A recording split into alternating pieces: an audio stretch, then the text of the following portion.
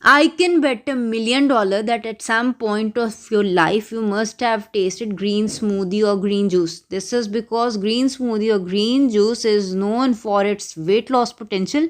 It is known to make the skin healthy. It also makes the hair long, and it is also used for diseases like hypertension and diabetes. Moms all over the world are known for their annoying habit of making their kids drink this green concoction. So subscribe to our channel and watch the video till the end, because today we will find out which are the best greens to make the green smoothie or the green juice. And share this video with your mom so that she knows whether or not she was making the green smoothie right all along.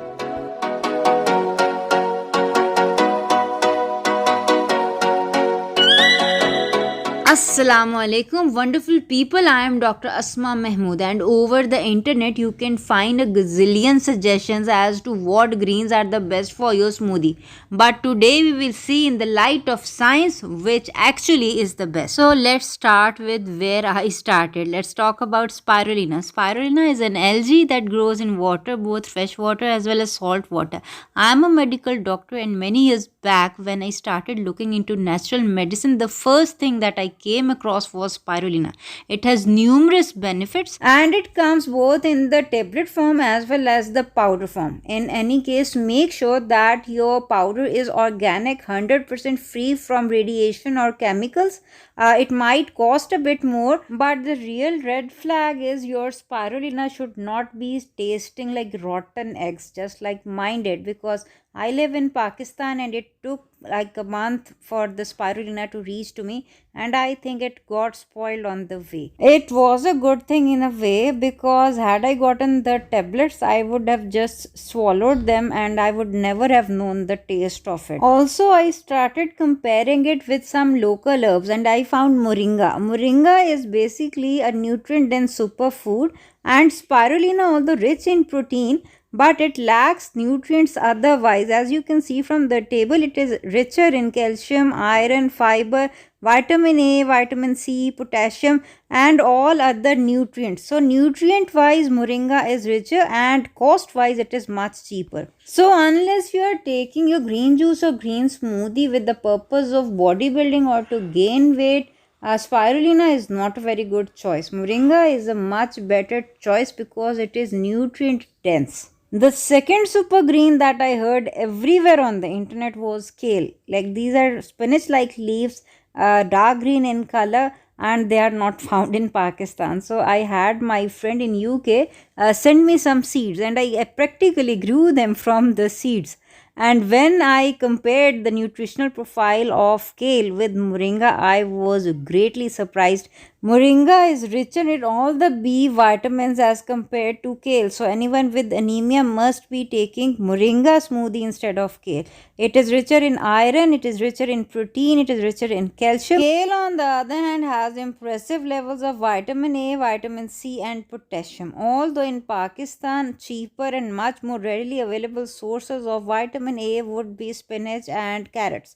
For vitamin C, I would always recommend amla berry. It is also called Indian gooseberry. And just a few days back, I explained how to make the juice from the amla. It is good for hair and nails, and it lowers the cholesterol levels also. So unless you are in dire need of some potassium source and you have kale available in your area, kale is a good smoothie to drink as a source of potassium. Otherwise, for other nutrients, for anemia and for lowering cholesterol and weight loss, moringa is a much better option. The third superfood that I heard everywhere was kelp. Kelp is basically seaweed and it is rich in iodine. But apart from iodine, if you compare it with moringa, moringa is rich in all other nutrients. You can see it is rich in calcium, iron, vitamin A, B1, B2, B3, B6, vitamin C, as well as potassium. So if you are looking for a source of iodine, kelp is a good option, but if not, moringa is a much better option. In fact, in my clinic as well as for my online patients, I regularly prescribe kelp or kelp capsules, whatever is available, as a source of iodine supplementation, because iodine is very much needed for people with thyroid problems, people with infertility issues, and even for people looking to lose weight. The fourth super green everyone is talking about is matcha. Matcha is basically green tea which is finely ground, and since it is finely ground, it can be used not only in the form of tea, but it can also be added to your juices and smoothies, and beautiful and healthy cakes, biscuits and muffins can be made out of it. We will be sharing the recipes of these cakes and biscuits soon, so subscribe to our channel and stay tuned. Anyway, if we look at its nutritional profile, it is not very impressive. It is good for weight loss because it has less amount of calories and carbohydrates as compared to moringa. But in all other aspects, moringa powder is the best. It has more fiber, more proteins, more calcium, more sodium, more iron, more vitamin A and C and E. And so for nutritional purposes, matcha is not a very good green powder. However, it does have one very impressive component, and that is EGCG. EGCG is basically what makes people happy.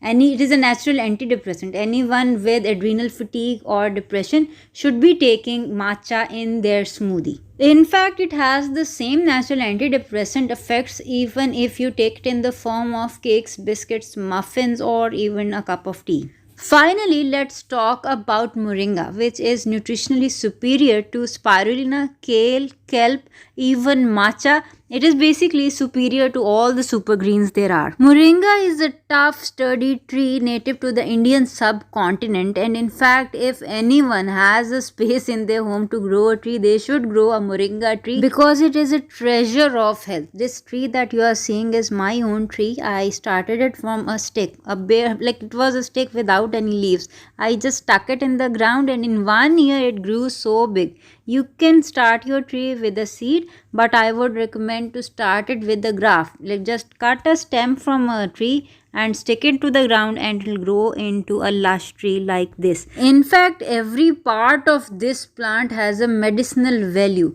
Flowers, leaves, pods, buds, everything can be used as medicine as well as food. You can make green teas to lose weight out of the leaves.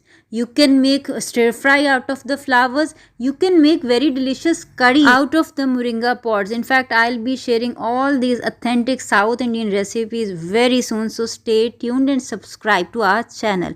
All the references that I mentioned, you can find their links in the description box below.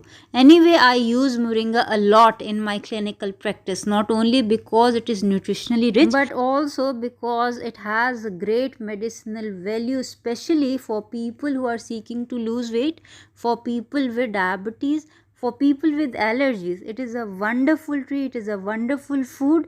I hope you use it, and in the comments do let us know which greens have you used and what health benefits have you seen after using them. So till the next time, take care. Assalamu alaikum warahmatullahi wabarakatuh.